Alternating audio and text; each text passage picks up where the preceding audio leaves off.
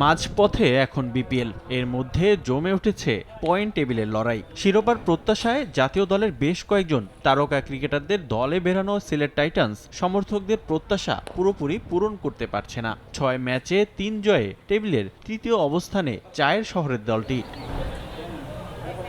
বিরতির দিনে মাঠে ঘাম জড়িয়েছেন টাইটান্সের ক্রিকেটাররা। চট্টগ্রামের বিপক্ষে মাঠে নামার আগে বোলিং ব্যাটিংয়ে শান দিয়েছেন তারা। অস্ট্রেলিয়ায় ব্যাটিং নিয়ে কাজ করে এসে অনুশীলনে যোগ দিয়েছেন ব্যাটিং কোচ ইমরুল কায়েস। এক আসর ব্যবধানে ভিন্ন দায়িত্ব নিয়েছেন তিনি। মূলত ক্রিকেটার হিসেবে নিজের নামের সুবিচার করতে না পারায় এমন সিদ্ধান্ত নিয়েছেন ইমরুল। আমার ক্যারিয়ার থেকে যেভাবে আমি বিপিএল খেলেছি, আমার কাছে মনে হয়েছে লাস্ট ইয়ারে যে আমার এইভাবে খেলার থেকে বেটার ডিফারেন্ট ওয়েতে যাওয়া উচিত। আমি এই জন্যই সরে গেছি।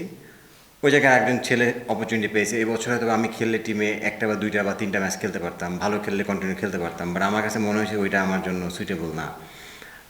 এই জন্য আমার ডিসিশনটা নেওয়া। জয় দিয়ে টুর্নামেন্ট শুরু করলেও মাঝে ছন্দ হারায় সিলেট। রংপুর ও চট্টগ্রামের বিপক্ষে হারের পর নোয়াখালীর বিপক্ষে ঘুরে দাঁড়ায় মেহেদী মিরাজের দল। পারভেজ ইমন আছেন সর্বোচ্চ রান সংগ্রাহকের দৌড়ে। তবে বিদেশি ক্রিকেটারদের নিয়ে কিছুটা অস্বস্তিতে টাইটান্স। ব্যক্তিগত আর অনাপত্তি না পাওয়ার কারণে বেশ কয়েকজনকেই পাচ্ছে না দল। তবে চট্টগ্রামের বিপক্ষে নিজেদের দ্বিতীয় ম্যাচটি প্রতিশোধের মিশন, লক্ষ্য ধারাবাহিক ম্যাচ জয়ের। আমার মনে হয় যে সবার মেন্টালিটি এবং মাইন্ড সেট আপ আমাদের উইনিং করার জন্যই আছে। যে আমরা ডিমোরালাইজড হয়ে গেছি যে না আমরা পারতেছি না বা পারবো না, এরকম কিছু না। আমার মনে হয় যে আমরা 6 ম্যাচ খেলেছি, আমরা 3টাতে উইন করেছি, 3টাতে আমাদের লুজ করেছি।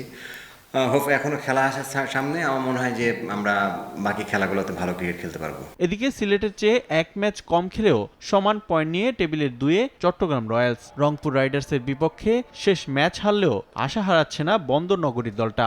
যদিও ব্যাটিংয়ের দুর্দশা ভোগাচ্ছে দলটাকে, তবে আলো কাটছেন বোলাররা। দেশীয় বোলারদের মধ্যে সর্বোচ্চ উইকেট এখন শরীফুল ইসলামের। শীর্ষস্থান দখলে নিতে সিলেটের বিপক্ষে ম্যাচটা বাড়তি গুরুত্ব দিচ্ছে চট্টগ্রাম। এই ম্যাচ জয়ে সর্বোচ্চ চেষ্টা চালাবে শেখ মেহেদীর দল। রিফাতুল ইসলাম মিরন, সময় সংবাদ।